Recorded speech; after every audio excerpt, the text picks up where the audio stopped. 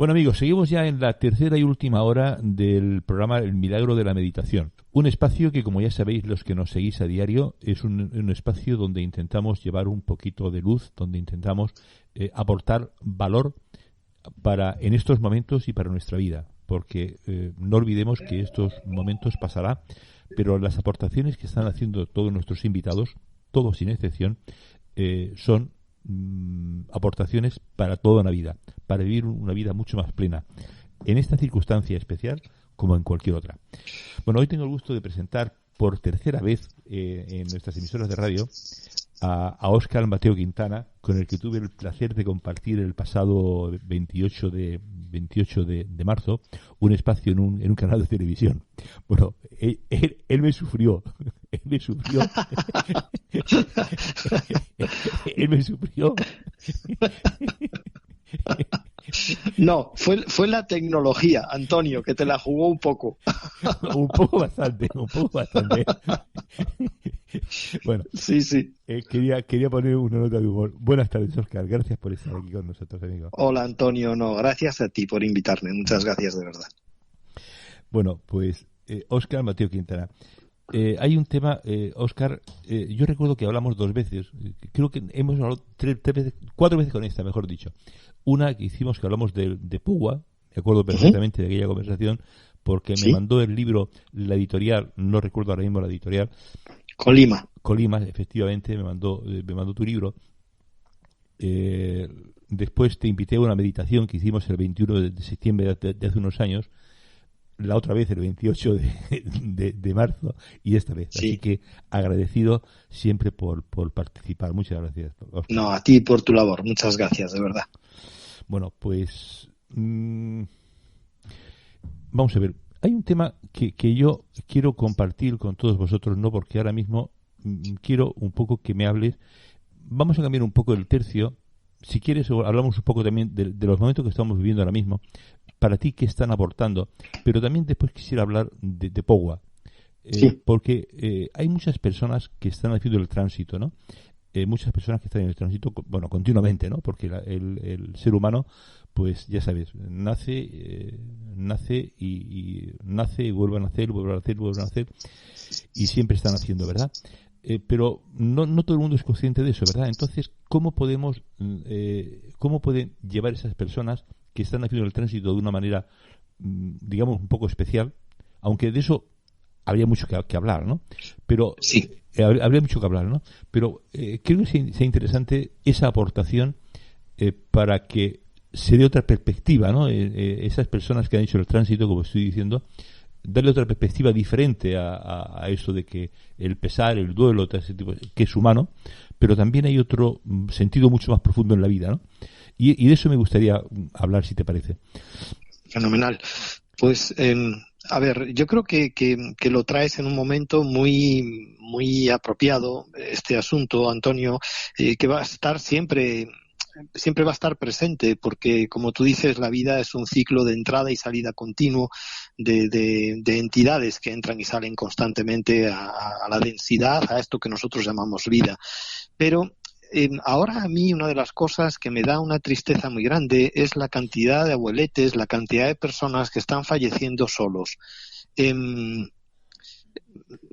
Para mí esa es una de las cuestiones de esta situación de confinamiento que más disgusto me produce cuando me enfoco cuando enfoco mi conciencia en esa realidad, porque yo tengo la certeza de que todos elegimos el momento y las circunstancias en que vamos a morir, pero no lo elegimos ese momento y esas circunstancias desde la mente en la que nos encontramos ahora ubicados.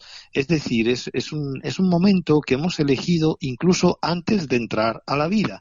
Entonces, en ese momento en el que estamos con una mente ampliada, pues tomamos decisiones desde ese conocimiento y desde esa visión ampliada de la existencia.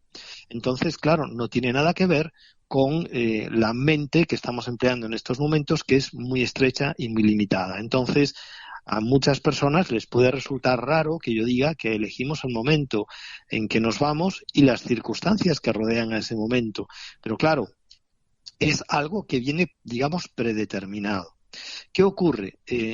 Para mí el ideal de trascender, de morir, como lo llamamos vulgarmente, para mí de trascender, debería ser un momento de culminación de un trabajo realizado con éxito, de tal manera que la persona a lo largo de la vida ha ido cobrando conciencia de su propósito, lo ha ido pudiendo ejecutar y en tal medida ha logrado la consecución de esos hitos, de ese propósito, de esa finalidad para la que vino a esta existencia en el cuerpo con aspecto humano.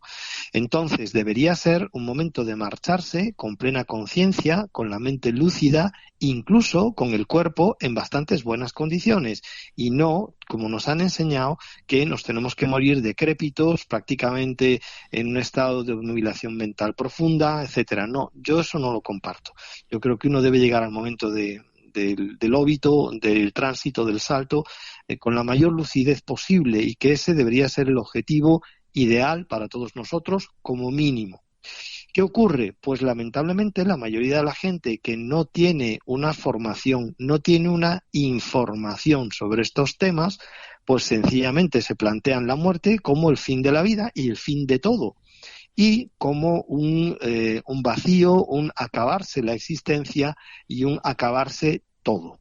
¿Qué ocurre? Claro, ante semejante esquema, pues uno realmente lo que se enfrenta es a un precipicio de oscuridad, a un vacío absoluto, a dar un salto al vacío. Entonces, realmente eso es aterrador, eso es desesperanzador, eso es una situación verdaderamente desagradable y horrorosa. Pero eso es lo que nos han enseñado y lo que nos han educado. Entonces, a mí me gustaría tranquilizar a todas las personas que ahora mismo han perdido un familiar o están en riesgo de perderlo, que sean extraordinariamente conscientes. De verdad, hay muchísima información, Antonio, y tú lo sabes. Lo que pasa es que no es información que llegue a la mayoría de las personas, y mucha gente es un tema que le da miedo y entonces no lo exploran. Pero cuando la persona transita, y lo digo textualmente, lo que hace es que abandona el cuerpo físico. Una gran parte de su personalidad, de sus emociones, de su biografía, se marcha con un vehículo energético que en ese momento abandona definitivamente el cuerpo. Y esto es un suceso que ocurre todas las noches. Lo que pasa es que por la noche, cuando te despiertas al día siguiente o de madrugada, pues digamos que tu vehículo energético con toda tu biografía y tus memorias y demás entra en ti, y hay una continuidad de tu biografía, de tu identidad. En el momento de fallecer lo que ocurre es que no hay ese retorno. ¿Qué pasa? Que entonces la persona va a continuar su proceso evolutivo y en este caso regresa a un estado que es más natural del ser que el del propio cuerpo físico. Realmente nuestra naturaleza es una naturaleza energética. Nosotros realmente lo que somos no es carne, somos conciencia, y esa conciencia aglutina información y experiencia que va acumulando a lo largo de sus experiencias en cuerpos humanos o en cuerpos de cualquier otro tipo, porque el tema de la reencarnación no es solo algo exclusivo de la Tierra, es algo inherente al universo. Entonces, yo sobre todo lo que quisiera es mandar un mensaje de tranquilidad, que sepan que estas personas, cuando deciden dar el salto, transitar, es una decisión que es tomada de alguna manera, que si ellos no tienen suficiente conciencia en ese momento van a ser orientados por guías espirituales. Existen guías que están del otro lado, igual que nosotros nos recibe una matrona y un equipo de parto muchas veces, indudablemente nuestra madre y las personas que acompañan a nuestra madre, al otro lado ocurre exactamente igual. Por eso es tan frecuente que cuando una persona va a fallecer, te habla de familiares ya fallecidos, porque realmente están yendo a visitarle y lo suelen hacer ya incluso días o semanas antes de que se produzca el tránsito. Incluso en personas que sufren un accidente mortal y mueren de forma inesperada. Muchas veces tienen algún tipo de aviso, algún tipo de sueño, algún tipo de premonición. Lo que ocurre es que la mayoría de las veces no lo expresan. No le hacemos caso. Oye, Óscar, ¿tú crees el otro día estuvo con nosotros, yo ya se lo he oído decir muchas veces, Emilio Carrillo, ¿no? Entonces él me decía, ¿tú crees también que esas personas que están haciendo el tránsito ahora en estos momentos han hecho previamente entre ellos un pacto de almas para partir todos como consecuencia de este suceso que estamos viviendo, para generar en la humanidad esa necesidad de cambio que está habiendo? Un impacto, una huella. Sí, Ajá. no hace mucho una persona en algún foro de alguna forma me cuestionaba esta idea porque yo ya la he compartido algunas veces.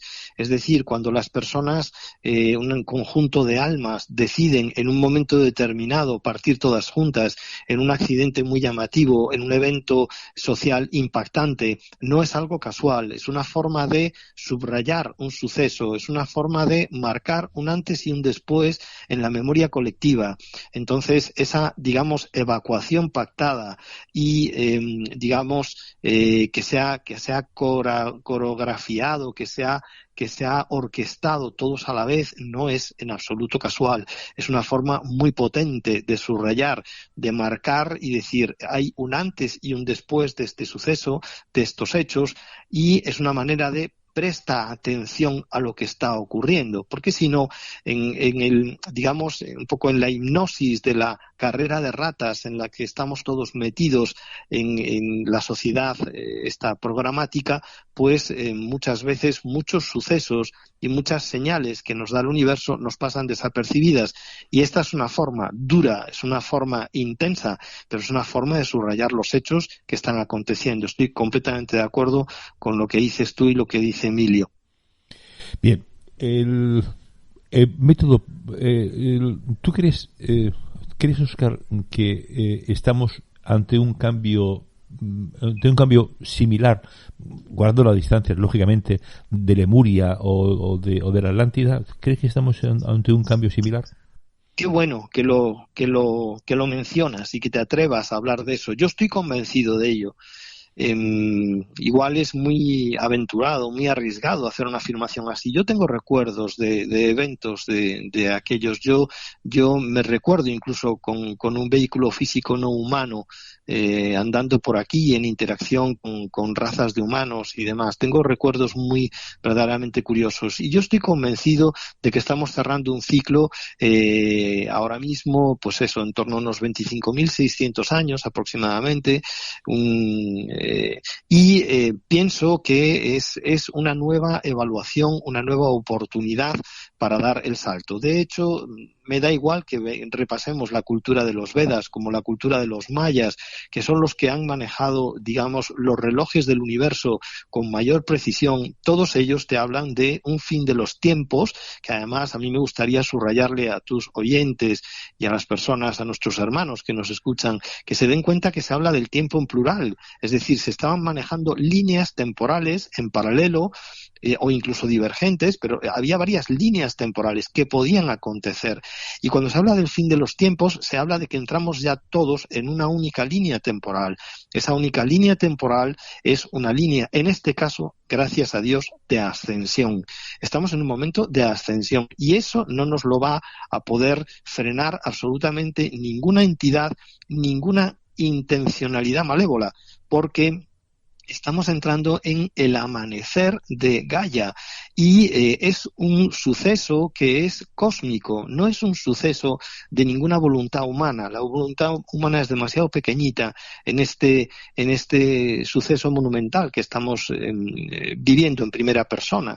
Entonces, realmente las almas que han elegido estar en este preciso momento, no es casual que estemos ahora mismo en un momento de superpoblación, porque hay muchas almas que querían vivir este momento, incluso aunque estén dormidas conciencialmente, porque las energías que tienen que ver con este evento se quedan grabadas en la propia alma. Entonces, aunque ellos pasen por aquí con susto y no queriendo abrir los ojos y no despertando, el suceso, el evento, las energías que se ponen en juego y en manifiesto se quedan grabadas en tu esencia. Entonces, eso es algo tan valioso. El alma lo sabe, por eso el alma quería estar aquí en estos momentos tan complicados, tan convulsos, tan duros.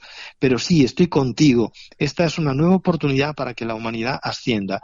cómo estamos saliendo del Kali Yuga, es decir, el Yuga, la era de la confusión, estamos entrando en la era del amanecer. Y estamos haciendo el tránsito entre la era de la confusión y la era del amanecer. Entonces, ahora mismo estamos en un momento de enorme contraste. Nos vamos a encontrar con mucha oscuridad. De hecho, van a salir informaciones tremendas, difíciles de digerir para la sociedad, de una dureza horrible, porque va a salir todo el mal, va a ser manifiesto. Y por contraste con una luminosidad y con seres humanos muy brillantes, muy luminosos, muy positivos, que tiran de sus hermanos hacia adelante y hacia la evolución hacia la que estamos predestinados. En ese sentido también quiero mandar un mensaje absolutamente esperanzador y optimista, porque lo que está por venir es algo maravilloso, es algo inimaginable para muchos. Bueno, es un mensaje entonces de esperanza, ¿no?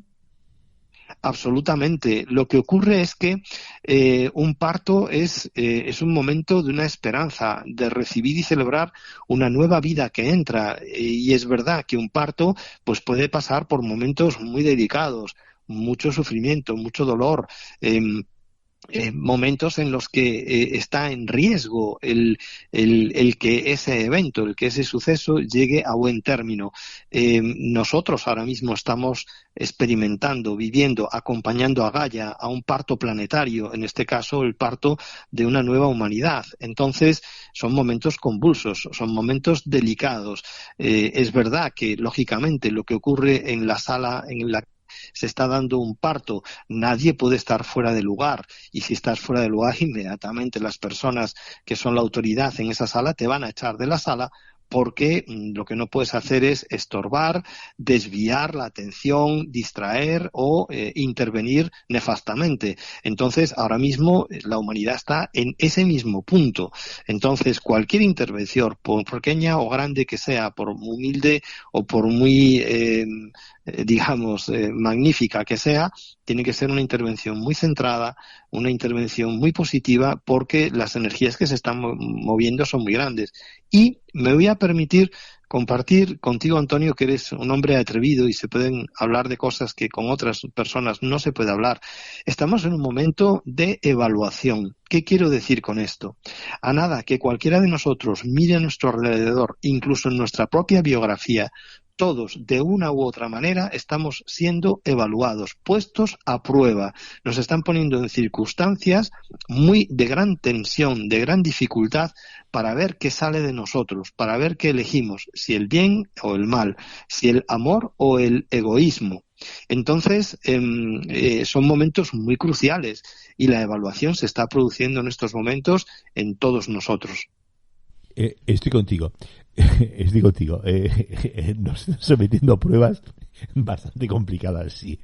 Sí, o sea, sí. Cada uno sabe lo que ocurre en su casa o en su entorno, pero de verdad que todos estamos siendo probados, testados, puestos a prueba, llevados al límite, de alguna forma apretados. Y en ese apretón que nos está dando la vida, ¿qué es lo que va a salir? Pues tu jugo, tu esencia. ¿Y cuál es tu esencia? ¿Eres un ser bondadoso? ¿Eres un ser luminoso? ¿Eres un ser amoroso? ¿Eres un ser compasivo? ¿O eres un ser egoísta? ¿Eres un ser, no digo que malévolo, pero eres un ser egoísta, que miras solamente por lo tuyo, que solamente vas a por tus intereses, que si puedes te aprovechas del otro? Bueno, pues son momentos en los que eso se va a poner muy de manifiesto, y porque la gente tiene que comprender que tenemos que ir hacia una sociedad sinérgica, una sociedad colaborativa. Ahí hay una enorme abundancia que está esperando a que la experimentemos. La humanidad jamás ha experimentado esa posible abundancia de vivir en una sociedad colaborativa y sinérgica. Nos han enseñado a competir, a ser verdaderos lobos con el que es un igual a uno, y así sucesivamente, y eso es una sociedad absolutamente destructiva, y como muy bien dice el término, es una sociedad de consumo. ¿Qué hace el consumo? Agotar, destruir, socavar. Sí, nos convierten o nos convertían en esclavos, ¿no? En esclavos integrales, ¿no? En esclavos y además en esclavizadores de tu prójimo, que eso me parece tremendo. Aun si uno está esclavizado pero no esclaviza, Pues bueno, pero es que si te das cuenta estamos en estructuras absolutamente piramidales donde tú te ves en la obligación de esclavizar a otro. Entonces tú te ves obligado a ir a que te presten servicios por contraprestación de un dinero que tú pagas, en situaciones verdaderamente laborales que son indecentes, con salarios que son indecentes, que mantienen a la persona prácticamente en los límites de la subsistencia, etcétera. Y en ese juego estamos metidos todos. Y además te dicen que consumas con mensajes continuos de que si tú consumes ese producto, ese servicio o vives de no sé qué manera vas a ser feliz, lo cual se demuestra que no es cierto. De hecho, tampoco se habla porque está censurado. Actualmente hay una barbaridad de suicidios, pero una auténtica barbaridad. Hay mucha desesperación. Es cierto, no se habla. Además es un tema que yo una vez he compartido en algún foro, porque con la excusa, lo dicen con la excusa de que no haya un efecto de imitación. De imitación, sí, pero sin embargo se contradice un poco, porque cuando hay un acto de esto de violencia de género, nos lo ponen en todos los medios de comunicación en portada, cuando un señor... Así es. Con lo cual es una contradicción, una de las contradicciones más de este nuevo mundo que está, o de este antiguo mundo que está acabando. Bueno, Sí. tengo varias preguntas para ti, Óscar, de oyentes, ¿no? Me dice un oyente, ¿cómo conecto con mi propósito en este transitar y en qué momento me di cuenta de que es el momento de partir? Vale. Es muy buena pregunta. Realmente son dos preguntas en una, ¿no? Pero, a ver, lo primero es el propósito. El propósito solamente puedes tener acceso o atisbos de él cuando te enfocas en tu interior, cuando haces silencio y sobre todo te diría que cuando llevas la conciencia generalmente la tenemos de alguna forma detrás de los ojos, en alguna parte, en algún punto en el interior de nuestro cráneo, ahí donde llega toda la estimulación visual y auditiva. Tienes que intentar mover el foco de la conciencia y depositarlo en tu corazón. Cuando tú te enfocas en tu corazón y te enfocas en tu centro, que ahí es donde está el verdadero centro, por eso la persona cuando dice yo soy, se señala el pecho, no se señala la cabeza. Pues cuando estás en el yo soy, que es un centro cardíaco, ahí es cuando uno, no pensando, sino sintiendo y resintiendo, reconoce cuál es el propósito de vida. Lo que ocurre es que muchas veces el propósito de vida, como no es un pensamiento, sino que es casi un sentimiento o un presentimiento, pues a menudo la persona lo rechaza y también suele rechazar el propósito de vida porque es un acto, es un compromiso y es algo que te va a retar. No va a ser una tarea sencilla, no va a ser sumar 2 más 2, va a ser hacer cálculo matemático avanzado o álgebra avanzada. Entonces la persona se asusta y dice, no, ¿cómo me voy a dedicar a eso? Pues menuda tontería, porque claro, tiene que superar tal cantidad de obstáculos, tiene que muchas veces reorientar su vida de tal manera que renuncian a eso que saben desde el momento en que piensan o se enfocan en eso, que les hace sentirse felices. Esto es curioso. Entonces prefieren seguir siendo infelices y prefieren seguir viviendo, digamos, siguiendo la inercia. Y eso es lo que hace que la persona no pueda ser feliz nunca, porque de alguna forma dejan de ser fieles a sí mismos y a lo que su interior les está llamando y les está pidiendo a gritos. Entonces, si tú quieres conocer tu propósito de vida, te tienes que enfocar ahí. Muchas veces la vida en la que estás inmerso, pues te va a poner muchas dificultades para eso. A mí me ocurre. Yo dedicaría mi vida a la divulgación de estos contenidos, a hablar de la conciencia. Me dedicaría en cuerpo y alma a escribir sobre estos temas, a dictar conferencias y a irme a visitar a personas muy sabias que hay en el mundo, que saben muchísimo de estas tecnologías para aprenderlo todo. Y sin embargo, pues tengo un trabajo de despacho extraordinariamente exigente que me obliga a estar un montón de horas metido en el despacho y le puedo dedicar muy poco tiempo a lo que me apasiona. Y ese es mi propósito y lo otro es mi medio de vida. Entonces, El propósito solamente tienes acceso de esa manera. En cuanto al momento de partir, pues uno siempre lo va a presentir. El momento de partir no llega de una forma, digamos, traicionera. El momento de partir es un momento en que el alma lo conoce, lo sabe, y siempre, siempre, siempre hay señales previas de que eso va a suceder.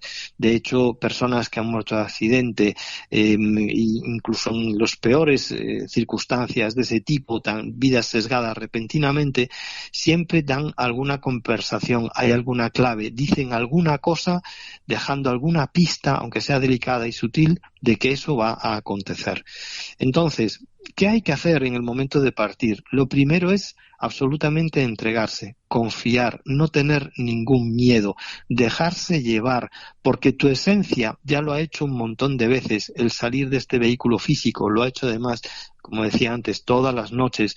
Entonces es un proceso absolutamente natural. Igual que tú comes un alimento, lo metes en la boca, lo mezclas con la saliva, lo masticas, lo tragas y se pone en marcha la digestión, el momento del óbito es un momento en el que la naturaleza sabe perfectamente lo que ha de hacer. Y tú lo único que tienes que hacer es no tener miedo y entregarte. Generalmente a lo que tenemos miedo es que pensamos que la muerte va a ser dolorosa, con gran sufrimiento, y es ese umbral de sufrimiento a lo que tenemos miedo. La muerte no necesariamente tiene por qué ser así. Para mí el ideal de muerte, y lo digo así, puede sonar un poco a broma, es un infarto indoloro.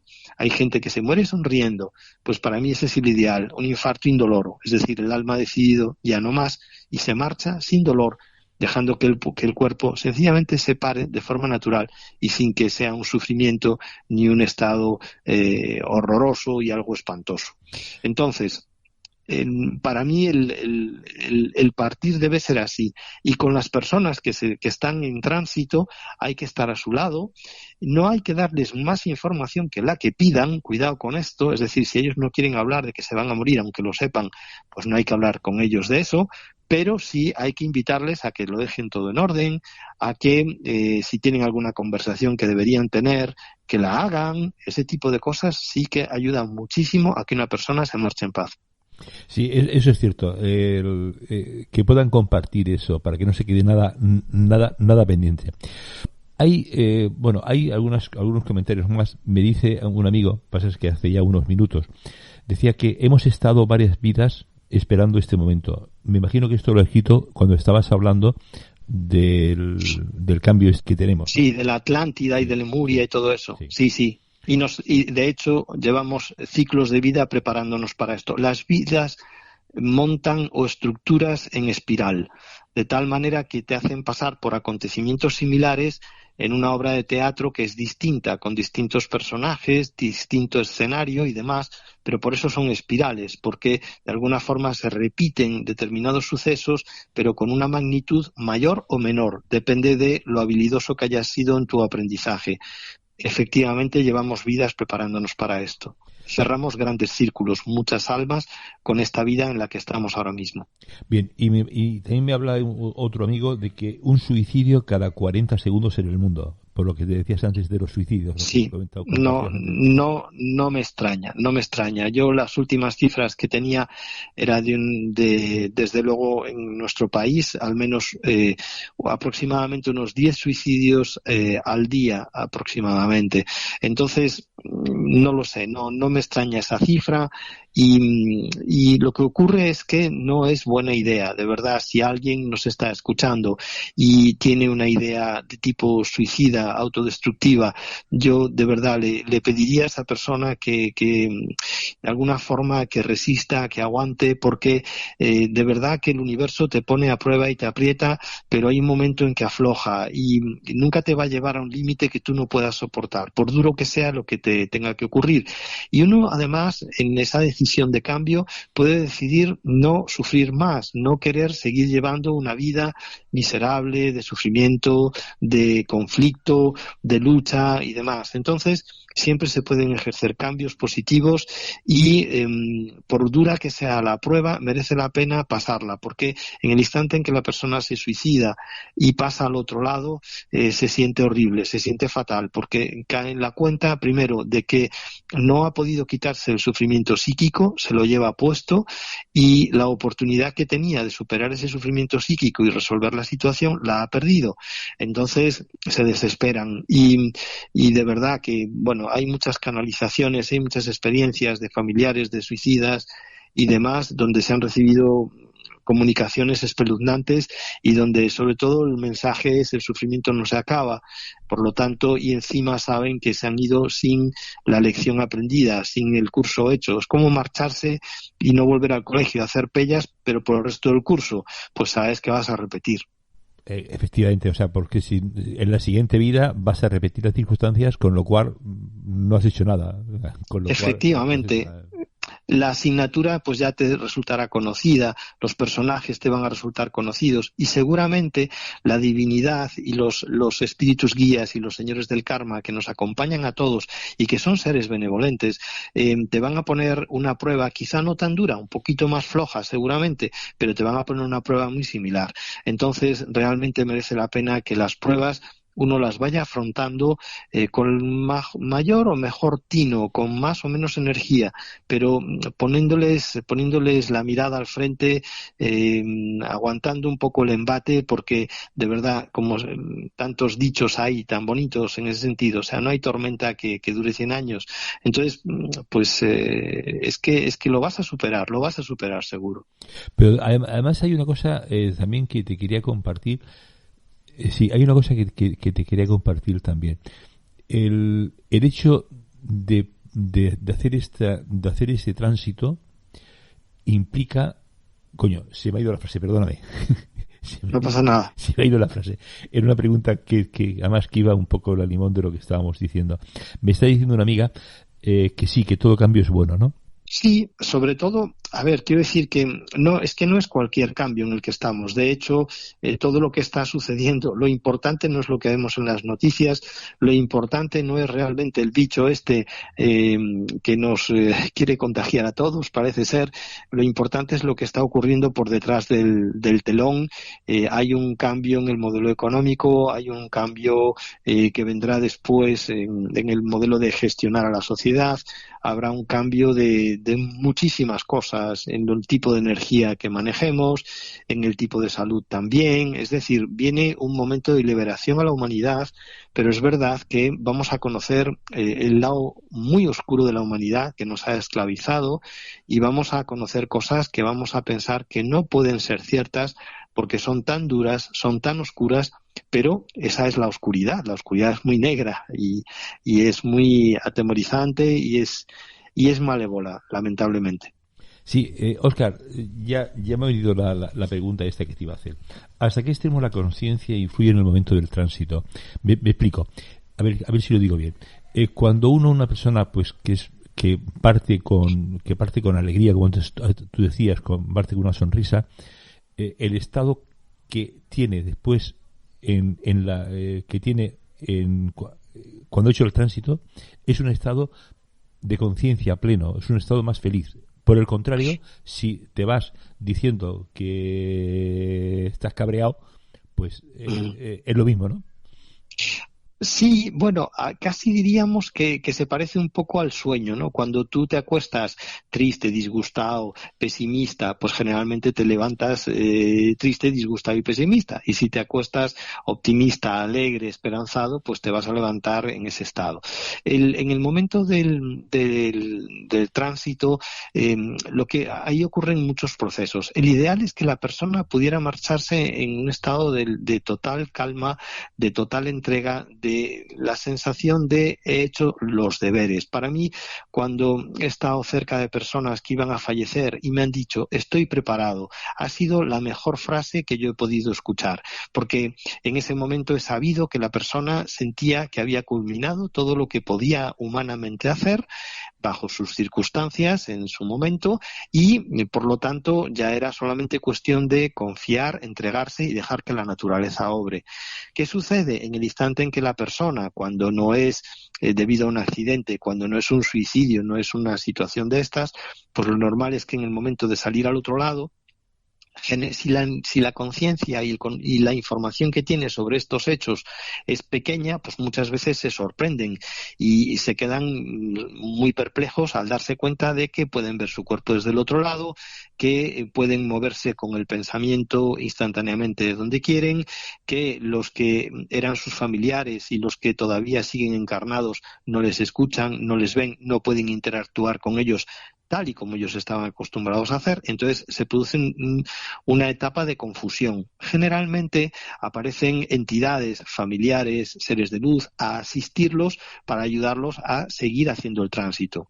Otras almas más experimentadas, más conscientes, mejor informadas, pues muchas veces no requieren ni siquiera de que nadie les venga a buscar. Ya han hecho tantas veces el tránsito que según abandonan el cuerpo, internamente saben hacia dónde tienen que dirigirse y se proyectan en el cosmos hacia esa dimensión, ese lugar, en el espacio-tiempo, donde quiera que sea, que les corresponde y que tiene mucho que ver con la vibración. Es cierto que la persona a nada que está al otro lado enseguida se siente muy aliviado porque todas las cargas y las penurias vinculadas a la identidad y al cuerpo físico se liberan. Entonces ya no hay que respirar, ya no hay que comer, ya no hay que pelearse por la vida está garantizada, la existencia está garantizada. No tienes que comer, no tienes que respirar, tu cuerpo no enferma, no hay deudas que pagar, no tienes obligaciones, no tienes horarios que cumplir. De repente el tiempo, eres soberano de tu tiempo, eres soberano de tu existencia y la existencia está garantizada. Imagínate eso por un momento, soberano de tu tiempo, la existencia garantizada, la salud y la abundancia garantizada. ¿Cómo te sentirías? Pues así se siente la persona cuando está al otro lado. Entonces, no es tanto que haya un despertar de la conciencia extraordinario. Lo que sí hay es que todas esas limitaciones caen, el velo de todas estas hipnosis limitantes del ser humano y de la sociedad en la que estamos desaparecen, se derrumban inmediatamente y no solamente eso, sino que además uno tiene una percepción del tiempo ampliada y uno empieza enseguida a recordar sus identidades pasadas, con lo cual enseguida recupera el recuerdo de su existencia global. Entonces, claro, eso te da una amplitud de conocimiento y de conciencia extraordinario, que cuando se entra en este mundo está envuelto en un velo, en unas rejillas electromagnéticas que cada vez que entra tu cuerpo energético con toda esa información se borra. Y estamos en una conciencia velada. Bien, ¿qué es eso de una conciencia velada? La conciencia velada es que no tenemos recuerdo de quién somos. La conciencia velada es que prácticamente no recordamos lo que ocurre en el estado onírico, solamente recordamos una parte de cada sueño, de cada experiencia onírica. No recordamos nuestras salidas al astral. De hecho, cada 15 días aproximadamente, todas las personas tienen una conexión directa con la fuente, tienen una conexión directa en la que entran en un estado de samadhi, lo que se conoce como un samadhi, un nirvana.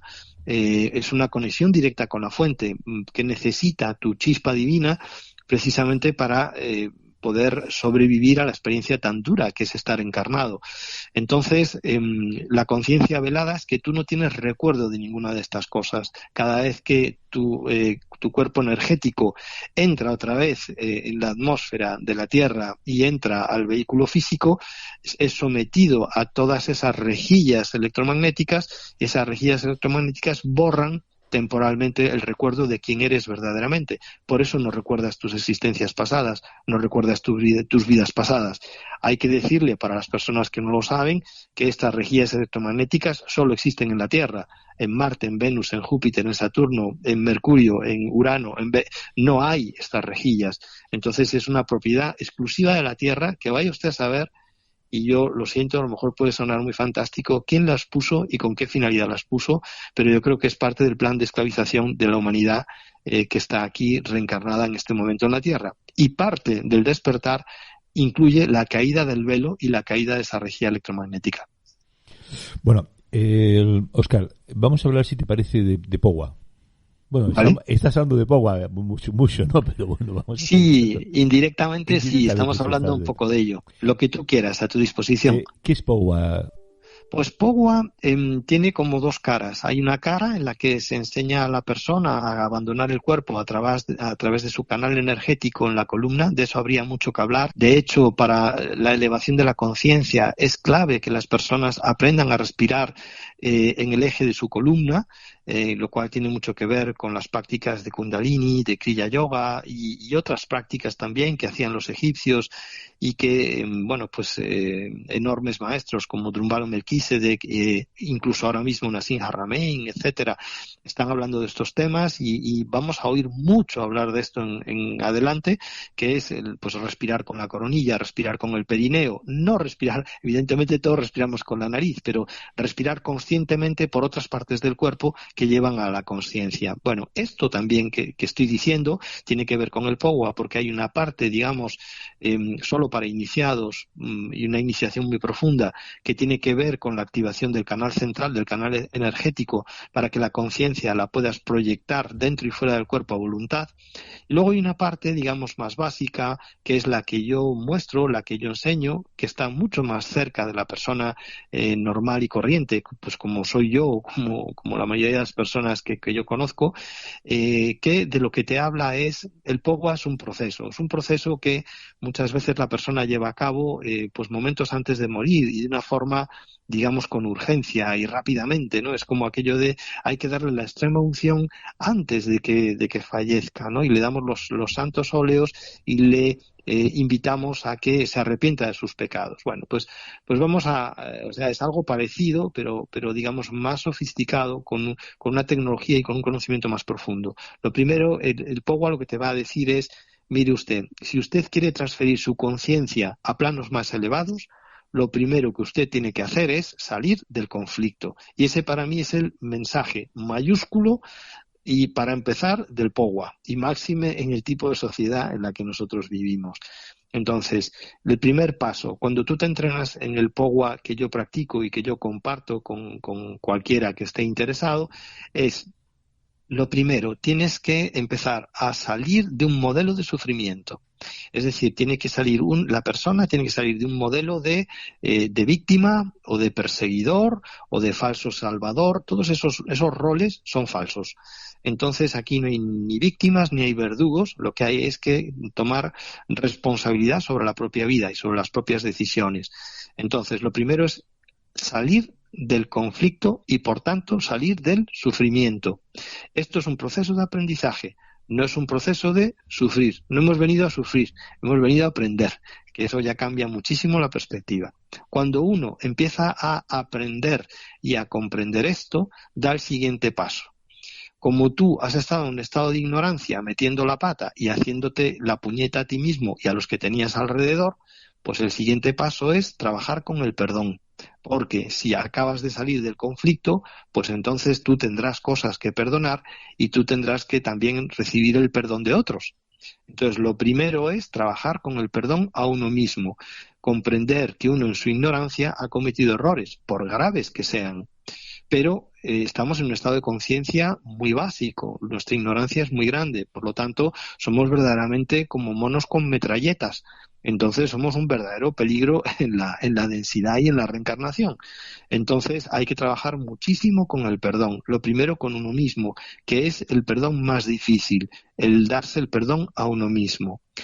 Cuando la persona se ha dado el perdón a uno mismo, está en condiciones de perdonar a otro. No es al revés. La gente se cree que uno se puede poner en no sé cómo decirlo, en una especie de tarima del ego y desde esa tarima del ego, por encima del hombro, perdonar al otro. Pues no, desde una humildad muy grande, uno se tiene que perdonar a sí mismo.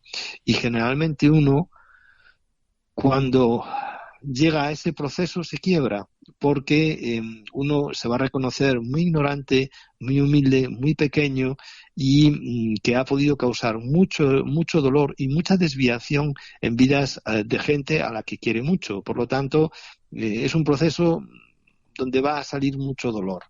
Y una vez que has pasado por ese proceso, entonces es cuando estás en condiciones de perdonar al otro. Al otro se le perdona desde la humildad.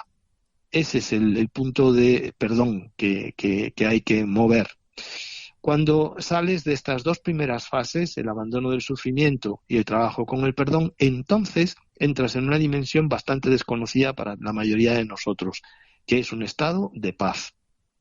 Y la paz no es la ausencia de violencia, que es que nos lo han contado así, la paz como opuesto a violencia. No, la paz es un estado de absoluta entrega y absoluta confianza.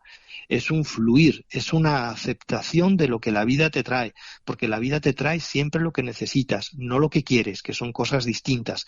Los grandes aprendizajes están en lo que necesitas, no en lo que quieres. Cuando tú te enfocas en lo que quieres, generalmente fracasas. Cuando te enfocas en lo que tienes, que es lo que necesitas, todo se cumple. Entonces, el estado de paz es un estado fuera del conflicto, fuera de la lucha, y es un estado de absolutamente entrega y confianza. En ese estado de paz es cuando el vaso se vacía. Todos digamos, los maestros, todos los gurús te hablan de que para llenar el vaso primero hay que vaciarlo. Es en el punto de la paz donde el vaso se vacía. Por eso, una vez que tú entras en un estado de paz, en ese fluir y en esa confianza, es cuando el conocimiento empieza a llegar a ti. Y es un conocimiento que no eliges tú, es un conocimiento que el propio universo te brinda y que es absolutamente perfecto para los pasos que tú tienes que dar en tu desarrollo. Entonces, el universo empieza a volverse muy mágico en ese momento, porque lo que va a hacer es empezar a traerte muchísima información que es muy relevante para ti. Te va a traer claves, te va a traer lecturas, te va a traer conferencias, te va a dar acceso a personas que te van a decir algo que va a resonar muy fuertemente en ti, y ahí entras en el proceso del conocimiento. Y después es cuando llegamos a la ascensión. Todos queremos ascender, todos queremos iluminarnos, todos queremos entrar en un estado de samadhi. A eso se llega cuando has resuelto todos los pasos anteriores. A mí lo que me gusta del Pogwa es que te ordena mucho las cosas y te pone los pies en el suelo. Entonces, realmente la persona entra en un estado de ascensión cuando ha resuelto todos los pasos previos. El Pogwa, tal y como yo lo practico, tal y como lo describe Sogyal Rinpoche, tal y como se habla de él, y hablo de Sogyal Rinpoche porque su traducción del Libro de los Muertos Tibetanos es la mejor para los occidentales. La parte, digamos, no para iniciados, la que hablaba antes del canal central de la columna, sino esta parte que estoy hablando de cómo poner orden en tu vida para que tu conciencia se eleve, son estos pasos que estoy describiendo. Bien, pues ¿alguna cosa más que quieras compartir, querido Óscar? No, me parece que estoy hablando mucho. No, además, por lo que las respuestas que estoy recibiendo aquí en el grupo de WhatsApp, en el 629-64-1027, son respuestas que dicen sabias palabras. Me encanta lo que dice Óscar. Gracias por traer a Óscar. Traer no, o sea, yo lo he invitado, yo no traigo a nadie. Es una manera de hablar. Entonces, muchas gracias. Sí, son mensajes que estamos recibiendo de todas las personas que están participando. Me dice una persona, genial, me está diciendo una persona. Pues sí, genial.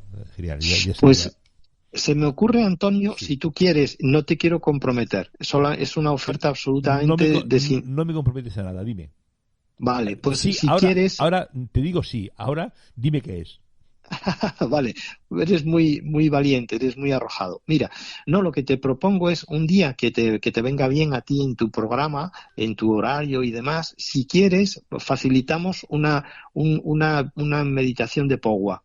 Se la regalamos a la gente, sobre todo porque es lo que te digo, o sea, creo que la sociedad, una vez que salga del confinamiento, pues va a haber muchas personas que van a haber perdido muchos amigos, muchos familiares, y vamos a estar en un momento de duelo muy fuerte, muy acusado.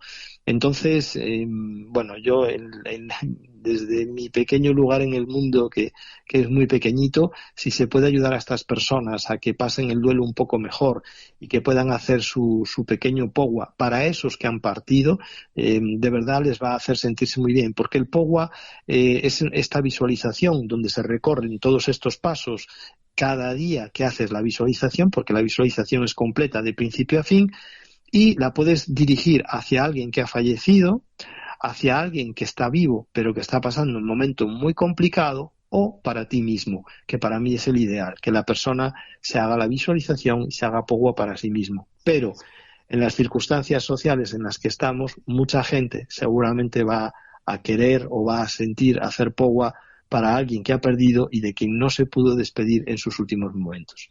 Pues me parece sensacional, Óscar, te lo agradezco de corazón que lo digas.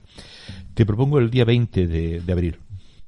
Vale, pues me parece un día de primavera precioso, seguro, y ese día, a la hora que tú me digas, sí, yo me las apaño para conectarme contigo y facilitamos una pequeña sesión de Pogua. De 8 a 9, sí, te parece bien. Fenomenal. Entonces hacemos esa promoción, hacemos esa difusión en redes sociales y hacemos pues comprometido para el día 20. Muy bien. Me está diciendo un amigo, dice, es genial, me está diciendo este amigo. Bueno, ya lo sabía yo. Ese es que es un amigo mío también y está ahí camuflado. Y por eso dice eso. Sí, porque está escribiendo más cosas, un momento, por favor, y así te lo digo. Es genial, sí, me está diciendo este amigo. A ver un momento. Bueno, pues amigos, ya sabéis que este programa lo emitimos cada día. Lo digo para las personas que se incorporan hoy por primera vez a la emisora de radio. Este programa lo emitimos cada día de lunes me está diciendo este amigo. El Pogua, me está diciendo este amigo. El Pogua puede ayudar a muchísima gente. Pues estoy de acuerdo contigo. Muy agradable. Sí, incluso mira, yo en su momento, hay hasta colectivos que necesitan hacer Pogua porque hay mucho que perdonar, hay mucho trabajo que hacer entre razas, entre colectivos, gente que ha sido abusada sistemáticamente, hay mucho trabajo que hacer. Ahora el trabajo que viene, una vez que conozcamos todo el mal que se ha hecho y todo el daño que se ha infligido de una forma intencionada y no gratuita, sino con una intención muy aviesa a la sociedad y a la humanidad, va a haber mucho que sanar y va a haber mucho que perdonar. O sea que ahora viene un trabajo muy intenso de perdón, de sanación de la sociedad. Y bueno, hay mucho camino que recorrer, pero de verdad que todo el mundo esté contento, esté feliz, porque, pues una vez pasado el parto, que es un momento complicado, vienen momentos muy amorosos, muy magníficos y de gran celebración. Vamos hacia algo que no somos capaces de imaginar, porque no tenemos recuerdos de vivir en una sociedad tan magnífica como lo que podría ser y lo que está por venir. Bueno, pues, querido Óscar, hasta el día 20 de abril, de 8 a 9 de la tarde. Pues fenomenal. Muy agradecido por participar. Te agradezco de corazón que hayas estado. Gracias. Gracias a ti, gracias a tus oyentes. Y de verdad que siempre es un privilegio y una oportunidad de compartir un ratito con muchas personas que no veo sus rostros, pero siento que están ahí. Y de verdad, muchas gracias, Antonio. Te abrazo de manera muy sentida, muy profunda, porque sé que eres una persona extraordinaria y haces una labor importante. Bueno, tengo otra pregunta para ti. Dice, ¿qué maestro Rinpoche ha mencionado? Sogyal Rinpoche. Sogyal Rinpoche es un lama que ahora debe tener unos 80 años aproximadamente, yo creo que todavía está vivo, y este hombre aproximadamente en el año me parece fue en 97, 98, publicó el libro de los muertos tibetano, pero además, él hizo... Quiero recordar que es una traducción que no es literal, ¿no? No, es una traducción comentada. Ajá. Entonces, hace muy accesible este documento, porque el documento tradicional es un documento absolutamente hermético. Es un documento, está escrito de una forma específica solamente para que sea comprendido por iniciados. Entonces, eso es una historia muy larga que contar. Pero Sogyal Rinpoche es un lama que estuvo en Occidente, que se formó como médico occidental, además de ser un médico de los conocimientos de la medicina tradicional tibetana, y entonces es un puente entre ambas culturas muy bueno, y este hombre hizo un gran trabajo haciendo esa traducción y ese libro comentado hablando de ese conocimiento tan asombroso que se entregó en el libro tibetano de los muertos, que además no se titula así, o sea, el Bardo Thodol es de alguna forma es el acceso a la iluminación en los estados intermedios a través de la audición. O sea, yo sé que es una frase larguísima, que es el Bardo Thodol Tosgrol Chenmo. Exactamente ese es el nombre. Y esa frase lo que te dice es eso, el acceso a la iluminación durante los estados intermedios a través de la audición. Exactamente eso es lo que dice el título original. Que claro, que dices tú, bueno, ¿y eso qué rayos tiene que ver con el libro de los muertos tibetano? Vale, que es tibetano, sí. De los muertos, no habla de muerte en absoluto. Pero bueno. Hablar de muerte siempre es hablar de vida. Oye, ¿te importaría deletrearme el nombre de esta persona? Para nada. Sogyal, que es S-O-G-Y-A-L, Rinpoche, R-I-M-P-O-C-H-E. Rinpoche significa reencarnación reconocida. Por eso hay muchos lamas que se apellidan Rinpoche. No es un apellido, simplemente es que ese lama, cuando fue admitido como monje y se le hicieron pruebas, demostró reconocer objetos suyos de anteriores reencarnaciones. Y a partir de ese instante, a ese monje jovencito, en el momento en que es admitido como chela, se le llama Rinpoche. Entonces, por eso él se llama Sogyal Rinpoche. Y por eso hay muchos lamas que se llaman Rinpoche, que es una reencarnación reconocida. Muy bien, pues querido Óscar, como te he dicho, hasta el día, lo miro aquí en el cuadrante, hasta el día 20. Muchas Fenomenal. Gracias, Óscar, por participar y gracias por compartir. Muchas gracias. Gracias a vosotros, Antonio. Gracias. Un placer. Adiós, Óscar. Adiós.